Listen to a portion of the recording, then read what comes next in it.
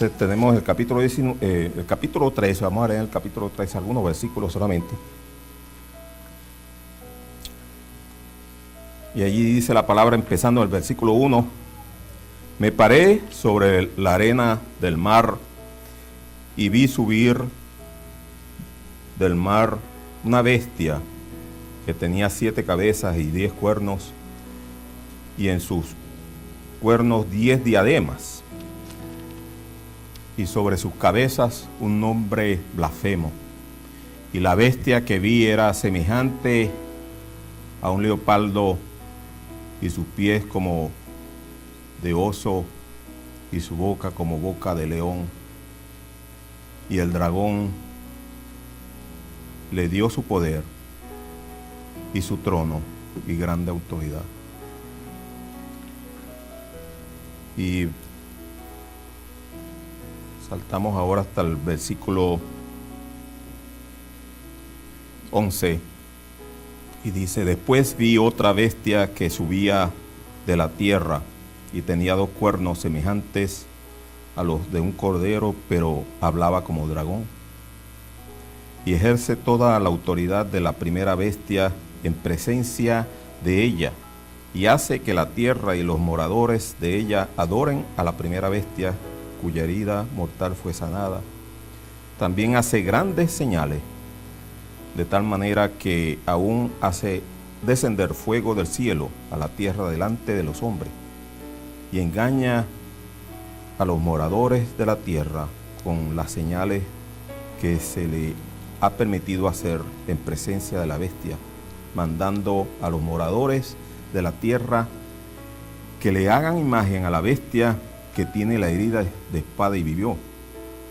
Y se le permitió infundir aliento a la imagen de la bestia para que la imagen hablase e hiciese matar a todos los que no la adorase.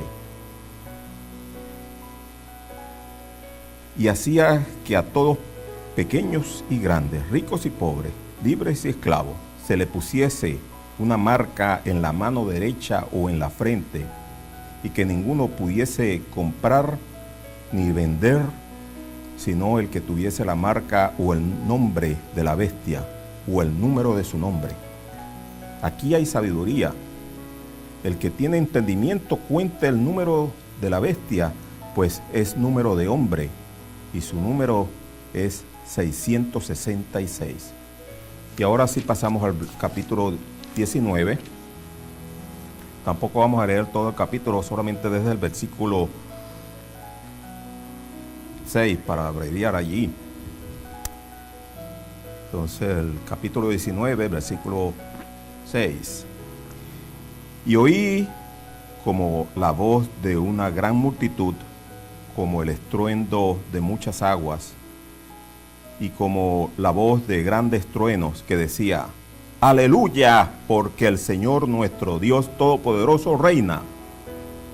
Gocémonos y alegrémonos, y démosle gloria, porque han llegado las bodas del Cordero, y su esposa se ha preparado, y a ella se le ha concedido que se vista de lino fino, limpio y resplandeciente, porque el lino fino es las acciones justas de los santos. Y el ángel me dijo, escribe, bienaventurados los que son llamados a la cena de las bodas del Cordero. Y me dijo, estas son palabras verdaderas de Dios. Yo me postré a sus pies para adorarle, y él me dijo, mira, no lo hagas, yo soy consiervo tuyo y de tus hermanos que retienen el testimonio de Jesús. Adora a Dios, porque el testimonio de Jesús es el espíritu de la profecía. Entonces vi el cielo abierto, y he aquí un caballo blanco, y el que lo montaba se llamaba Fiel y Verdadero, y con justicia juzga y pelea. Sus ojos eran como llama de fuego, y había en su cabeza muchas diademas, y tenía un nombre escrito que ninguno conocía sino él mismo. Estaba vestido de una ropa teñida en sangre, y su nombre es el Verbo de Dios. Y los ejércitos celestiales, vestidos de lino finísimo, blanco y limpio, les seguían en caballos blancos. De su boca sale una espada aguda para herir con ella a las naciones, y él las regirá con vara de hierro. Él pisa el lagar del vino del furor y de la ira del Dios Todopoderoso. Y en su vestidura y en su muslo tiene escrito este nombre: Rey de Reyes y Señor de Señores. Y vi a un ángel que estaba en pie en el sol y clamó a gran voz diciendo a todas las aves que vuelan en medio del cielo: venid y congregaos a la gran cena de Dios, para que comáis carne de reyes y de capitanes, y carnes de fuertes, carne de caballos y de sus jinetes, y carnes de todos, libres y esclavos, pequeños y grandes. Y vi a la bestia, a los reyes de la tierra y a sus ejércitos, reunidos para guerrear contra el que montaba el caballo y contra su ejército. Y la bestia fue apresada, y con ella el falso profeta que había hecho delante de ella las señales con las cuales había engañado a los que recibieron la marca de la bestia y habían adorado su imagen. Estos dos fueron lanzados vivos dentro de un lago de fuego que arde con azufre. Y los demás fueron muertos con la espada que salía de la boca del que montaba el caballo, y todas las aves se saciaron de las carnes de ellos. Está ahí la lectura. Bien. Juan ve nuevamente aquí en el capítulo 19 los cielos abiertos, pero imagínense lo que él ve, ¿no? Al salir de acá, dice, es aquí un caballo blanco en el que montaba, se llama Fiel y Verdadero, nuestro Señor, ¿no? Pero vamos más atrás, porque yo creo que antes de eso, tenemos que hablar también de un acontecimiento justo antes de eso, que muestra que la iglesia no está en la tierra, definitivamente, ¿no? Y son las bodas del Cordero. Y nosotros leímos una porción antes, ¿no? Que es el capítulo 13, donde se ve lo que está ocurriendo en la tierra. En la tierra definitivamente están aconteciendo cosas tremendas, ¿no? No tratamos esto acá, ¿no? Pero precisamente son todas las cosas que vienen a raíz de ¿qué? A raíz de los juicios de Dios cayendo sobre el mundo, pues. Que se da comienzo a eso cuando el Cordero, ¿no? Que es digno, tomó el rollo del libro, como habíamos visto la última vez, ¿no? Toma el rollo del libro y él es digno de desatar su sello, y con los 7 sellos, ¿no? Se da comienzo pues a la gran tribulación. Pero habíamos visto también pues que definitivamente la iglesia no está en la tierra ya más. Ahí el escenario en el capítulo 4 al capítulo 5 se muda de la tierra hacia el cielo, porque la iglesia ya no está en la tierra, la iglesia está en los cielos. Y eso nos habla pues del arrebatamiento de la iglesia, la venida del Señor por su iglesia en el aire, ¿no? Que es lo que se nos habla en el capítulo 4 de primera carta a los tesalonicenses, lo que Pablo habla allí, ¿no? La segunda venida del Señor por la iglesia. De modo que la iglesia no está en la tierra, está en los cielos. El capítulo 4 y 5, como vimos, ahí vemos a la iglesia representada por esos 24 ancianos. Y vimos pues las cosas maravillosas que ahí sucedieron. Pero ya casi al terminar los acontecimientos ahora que han pasado, que han estado ocurriendo pues desde el capítulo 6 hasta el capítulo 18, que nos habla pues de la gran tribulación, que son unos 7 años horribles, y sobre todo los últimos 3 años y medio, donde sabemos por el libro de Daniel y por lo que tenemos acá en el libro de Apocalipsis, que esos últimos 3 años y medio comienzan cuando entra lo que el Señor mismo hizo como referencia a Daniel, que es la abominación desoladora, cuando la imagen misma de la bestia es introducida pues en la tierra santa, ¿no? Y ahí toma pleno dominio del mundo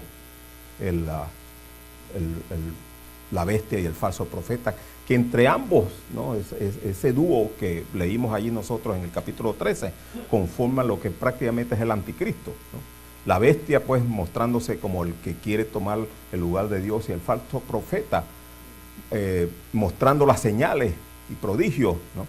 Que hasta hace descender del cielo fuego, y los ojos de los hombres pues diciendo, este es el Mesías, ¿no? Porque es interesante que, como leímos nosotros ahí en el capítulo 13, la primera bestia sale del mar, ¿no? Que nos habla del mundo, ¿no? Pero la segunda sale de la tierra, ¿no? Que nos habla entonces de Israel. O sea, que se habla que ese falso profeta probablemente pues es judío por eso, ¿no? Y van a ser engañados mucho, porque van a decir, este es el Mesías, este es el Cristo. Pero no, es el falso profeta, el falso Mesías, el falso Cristo. Y la bestia es el anticristo. Pero entonces, todo eso es lo que ha estado aconteciendo en la tierra, ¿no? Y no he querido tratar esto porque al fin y al cabo a nosotros no nos interesa, vamos a decir así, porque no vamos a sufrir esa gran tribulación. Gloria al Señor por eso, ¿no? Es bueno saberlo, sí, como referencia. Es bueno saber que no vamos a pasar por la gran tribulación. Más bien en los cielos hay gozo, ¿no? Y ahora aquí es como comenzamos acá a leer el versículo en el capítulo 19. Oí una gran voz, ¿no? Una gran multitud, como estruendo de muchas aguas, diciendo, aleluya, porque el Señor nuestro Dios Todopoderoso reina, ¿no? En el mundo ha estado reinando más bien el anticristo, ¿no? En el mundo ha estado el hombre de pecado, ¿no? Convenciendo a todo el mundo. En el mundo el poder del mal es el que ha estado gobernando, pero fíjense lo que dice acá, aleluya, porque el Señor nuestro Todopoderoso reina, ¿no? Y Él es el que definitivamente ha estado reinando siempre, no en el mundo en ese preciso momento, pero sí en el universo. Y definitivamente también con esa palabra se da cabida pues al próximo reinado del Mesías, del Señor, pues en el milenio. Y aleluya sabemos que significa alabanza a Jehová, ¿no? Interesante, ¿no? Aleluya, nada. Yo creo que en el Nuevo Testamento no se habla mucho, los Salmos sí, en el Antiguo Testamento, pero en el Nuevo Testamento creo que solamente aparece acá, aleluya, ¿no? Lo vemos ahí varios aleluyas aquí en el capítulo 19. Aleluya, porque el Señor nuestro Dios Todopoderoso reina. Y entonces gocémonos y alegrémonos y démosle gloria a quien, a Dios, porque han llegado las bodas del Cordero y su esposa se ha preparado. O sea, la esposa, la iglesia está allí, ¿no? En el cielo ya, ¿no? Con el Señor. La esposa se ha preparado y a ella se le ha concedido que se vista de lino fino, limpio y resplandeciente, y el lino fino son las obras justas de los santos. Ahora, no podré decir, bueno, ¿cuáles justas obras de los santos? Porque nosotros, en verdad, nuestra justicia es pobre delante de Dios. Pero gloria al Señor, que el Señor nos ha vestido con su justicia mismo, ¿no? El Señor mismo nos ha vestido con su justicia, y así será. Pero también el Señor ha preparado buenas obras para que desde antes de la fundación del mundo, para que anduviésemos en ellas, ¿no?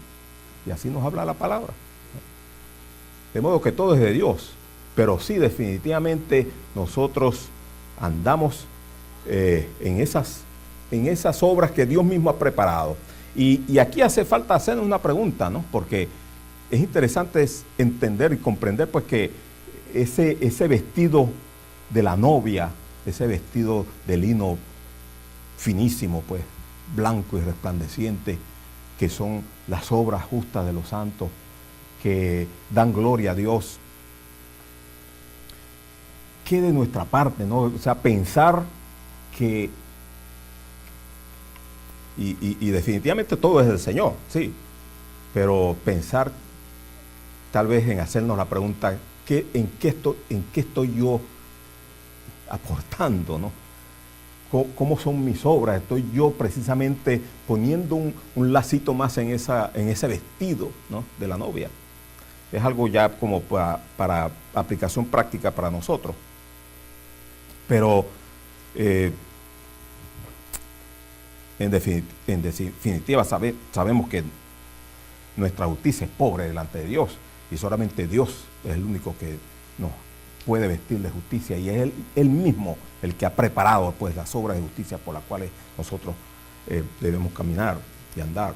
Pero es interesante pues uno hacerse la pregunta: ¿estoy yo andando como el Señor quiere que yo ande?, ¿no? Porque esas obras son las que van a estar allí, ¿no?, en forma de vestido, ¿no?, para la novia ese día.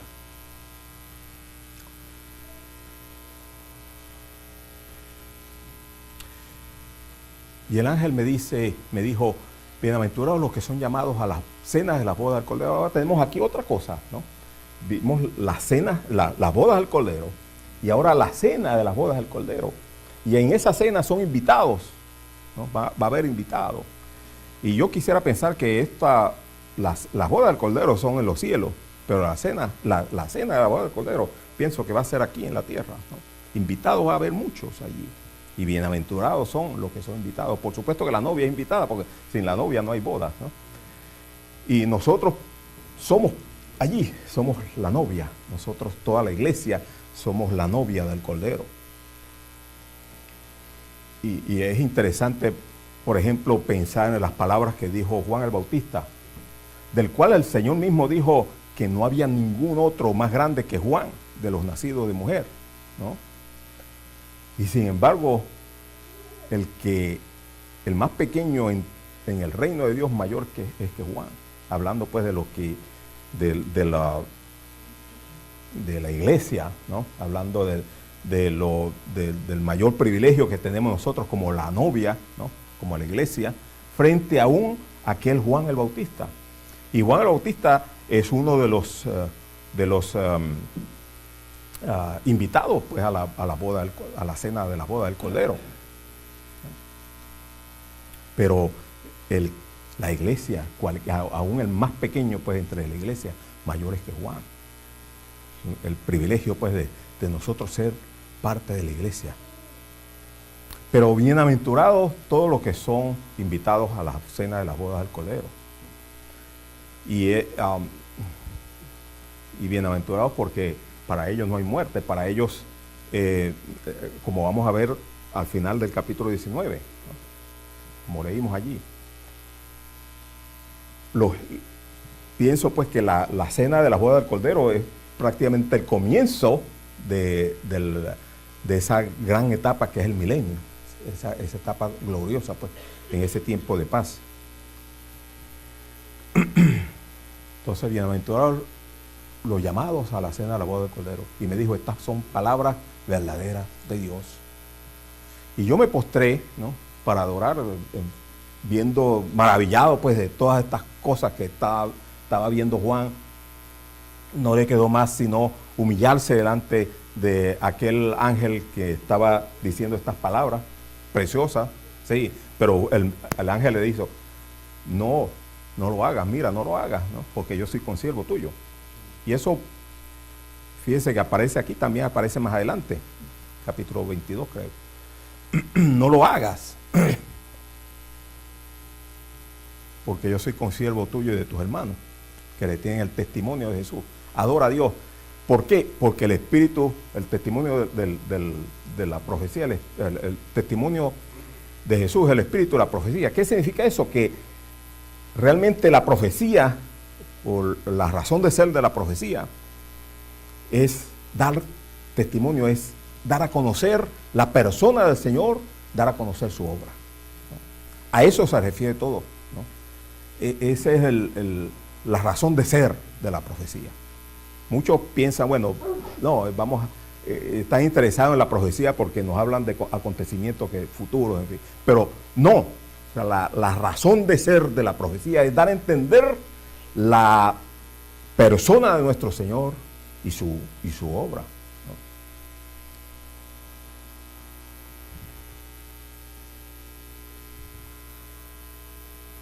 El,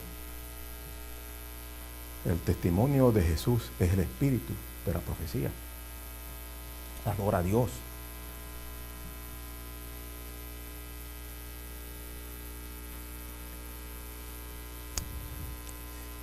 Ok, entonces aquí sí ve Juan el cielo abierto y de ahí sale aquel caballo blanco y sobre él montado el fiel y el verdadero. Qué glorioso, ¿no? Este es el momento esperado, vamos a decir, por todos. Todo el mundo está esperando, vamos a decir, inclusive el mismo pueblo de Israel está esperando que venga, ¿no?, el Señor.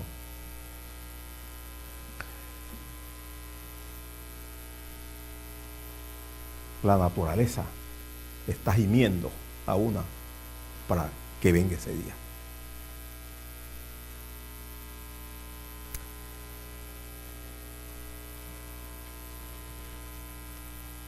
Y el que lo montaba se llamaba fiel y verdadero. Fiel porque él es fiel a su promesa.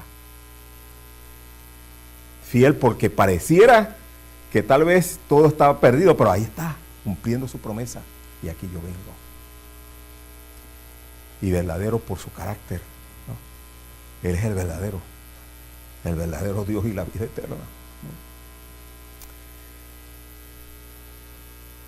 Los demás son el falso profeta, el falso Cristo, pero este es el verdadero, ¿no? Fiel y verdadero. Y con justicia juzga y pelea. Con justicia juzga y pelea. Él viene para plantar justicia. Y por eso es que el salmista, pues, capítulo 45 de Salmo 45, habla de forma tan especial del rey, ¿no? De modo tal que el salmista tiene que empezar diciendo: rebosa mi corazón palabra buena, ¿no? Dirijo al rey mi canto. Ciñe tu espada sobre tu muslo. Eres el más hermoso de los hijos de los hombres. Y ahí está, ¿no? El más hermoso de los hijos de los hombres. Ahí está.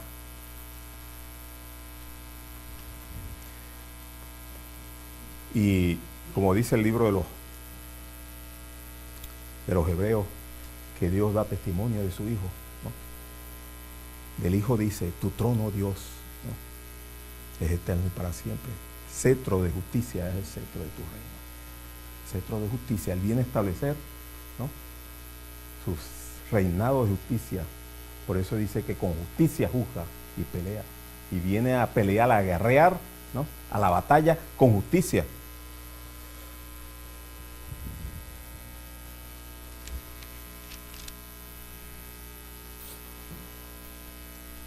Y entonces Juan ve que, de nuevo, la figura que él había visto allá en el capítulo 1, como sus ojos como llama de fuego, ¿no?, penetrante, y había en su cabeza muchas diademas.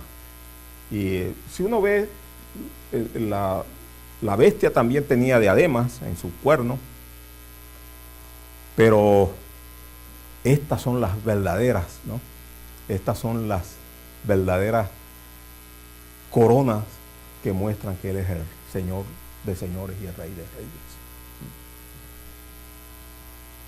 Y tenía un nombre escrito que ninguno conocía sino Él mismo. Y aquí yo no voy a decir mucho. El Señor sabrá cuál es ese nombre. Capítulo 3, la iglesia de Filadelfia le dice: al que venciere yo le daré, ¿no? Y al final ahí aparece mi nombre nuevo. Yo le escribiré mi nombre nuevo. ¿Qué nombre será ese? Debe ser un nombre preciosísimo. Pero hay otros nombres acá que no debemos perder de vista. Porque empezamos allí ya en el capítulo del versículo 10, donde se nos habla del testimonio de Jesús, ¿no? Ahí aparece el nombre Jesús. Después, más abajo acá tenemos el verbo de Dios.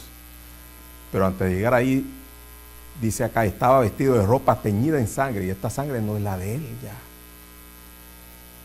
La de él fue derramada allá en el Calvario. Pero esta sangre es de los enemigos, más bien.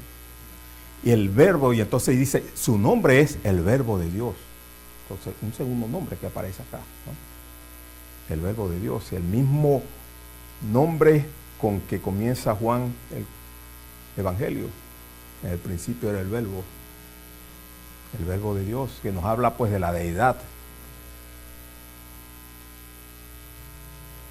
de su divinidad. El verbo de Dios. Y los ejércitos celestiales, ahí estamos.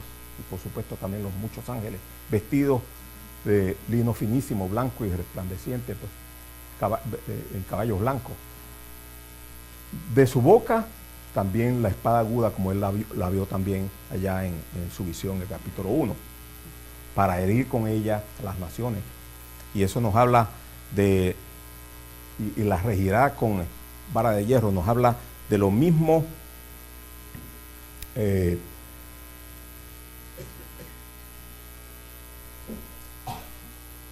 que creo que podemos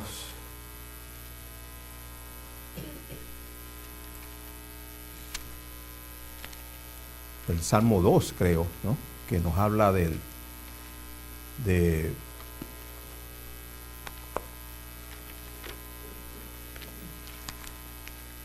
Salmo 2, que nos habla del versículo 9, los quebrantarás con vara de hierro, como vasija de alfarero, lo desmenuzarás. Los regirás con vara de hierro, ¿no? Él no viene suave, él viene en caballo, él no viene en pollino de asna, viene en un caballo blanco. Y él pisa el lagar del vino del furor de la ira de Dios Todopoderoso, como en Isaías nos habla. Y ahora aquí tenemos otro nombre más, ¿no? Y en su vestidura y en su muslo está escrito este nombre: Rey de Reyes y Señor de Señores. Entonces, tenemos varios nombres acá. Tenemos primero Jesús, pero también leímos allí el verbo de Dios, pero antes de eso inclusive otro nombre, porque el que montaba se llamaba, dice, fiel y verdadero, ¿no? Entonces, primeramente Jesús, ¿no? Segundo, el que montaba el caballo blanco, fiel y verdadero se llamaba, ¿no? Después, en su ropa, en su vestido y en su muslo tenía este nombre, el verbo de Dios. Y después, finalmente, en su vestidura y en su muslo, escrito el Rey de Reyes y Señor de Señores. Entonces es interesante porque Jesús sabemos que muestra a él como el Hijo del Hombre, ¿no? El ángel cuando le dijo a María y llamara su nombre Jesús, ¿no? El Hijo de María. Y eso nos habla como Lucas presenta al Señor, ¿no? Como el Hijo del Hombre. Después,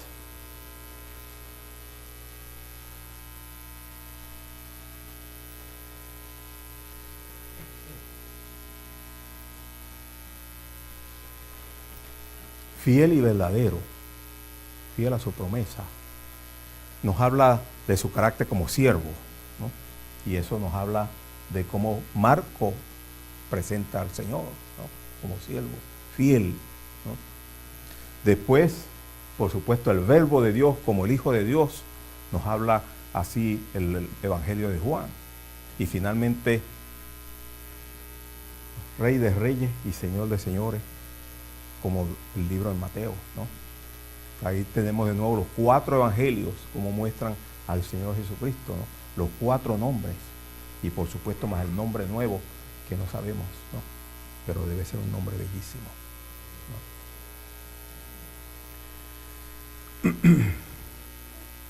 Ya para terminar, pues, esta última porción, dice, y vi un ángel que estaba en pie en el sol, clamó a gran voz diciendo, a todas las aves, y aquí estamos hablando de los buitres, pues los que comen carne, carroña, venid y congregaos a la gran cena de Dios, y esta gran cena de Dios pues es allí para esas aves que van a comer la carne de los enemigos muertos, para que comáis las carnes de los reyes, capitanes, y carne de fuertes caballos, y carne de libres, pequeños y grandes. Aquí hay pobres y ricos, aquí hay de todo, ¿no? Todos los que han sido engañados pues por el falso profeta para rendir tributo a la bestia, ¿no? Y guerrear contra el fiel y verdadero, imagínense, ¿no? Pero así va a estar el mundo en ese tiempo, que van a pensar que ellos van a ganar.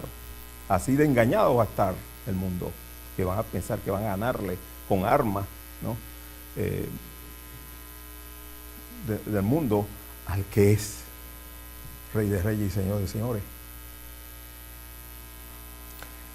Ahora, la bestia y el falso profeta, que son las dos bestias que vimos en el capítulo 13, a ellos no van a ser muertos directamente ahí, sino que van a ser lanzados vivos, ¿no? Y entonces dice ahí, y vi a la bestia, a los reyes, ¿no?, reunidos para guerrear contra el ejército que montaba. Y dice entonces que la bestia fue apresada y con ella el falso profeta, que había hecho, el falso profeta, pues el hombre de pecado, que había hecho delante de ella las señales con las cuales había engañado a los que recibían la marca de la bestia, pues, que habían adorado su imagen. Estos dos fueron lanzados vivos dentro de un lago de fuego que arde con azufre, lanzados vivos. Es decir, por eso es que no se llama ya a las aves, a los buitres, no se llama a comer la carne de la bestia y del falso profeta, sino de los otros, de los que le siguen a ellos dos. ¿Por qué? Porque estos dos son tomados y lanzados vivos al lago de fuego.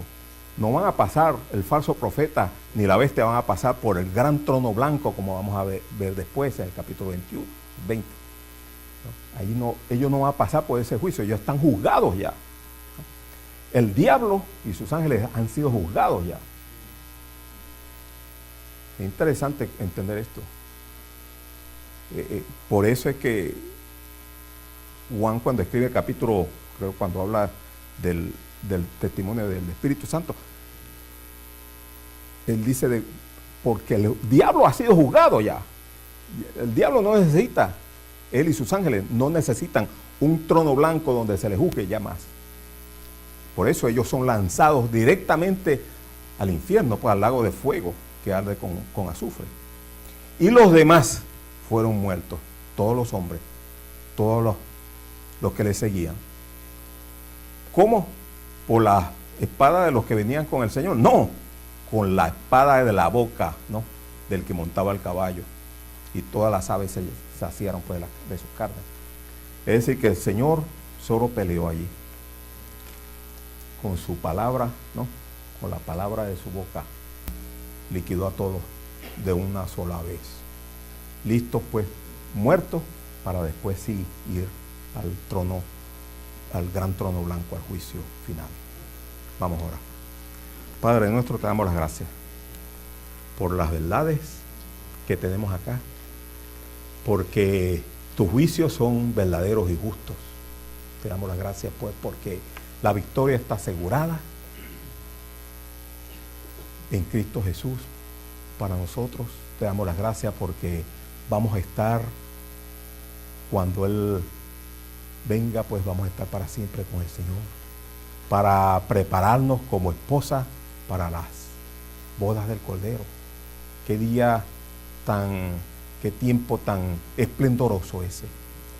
Y pensar que después estaremos con Él reinando pues para siempre, y reinando en aquel tiempo de bonanza acá, cuando Él venga a establecer su reino en esta tierra.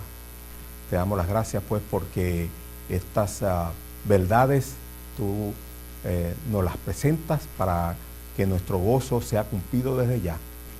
Queremos pues que tú nos bendigas, que no nos dejemos mover fácilmente de las verdades que tú a través de tu palabra nos presentas, porque muchas falsas doctrinas hay, en el mundo en la actualidad. Queremos pues que tú nos bendigas en el nombre del Señor Jesucristo. Amén. Muchas gracias, hermano.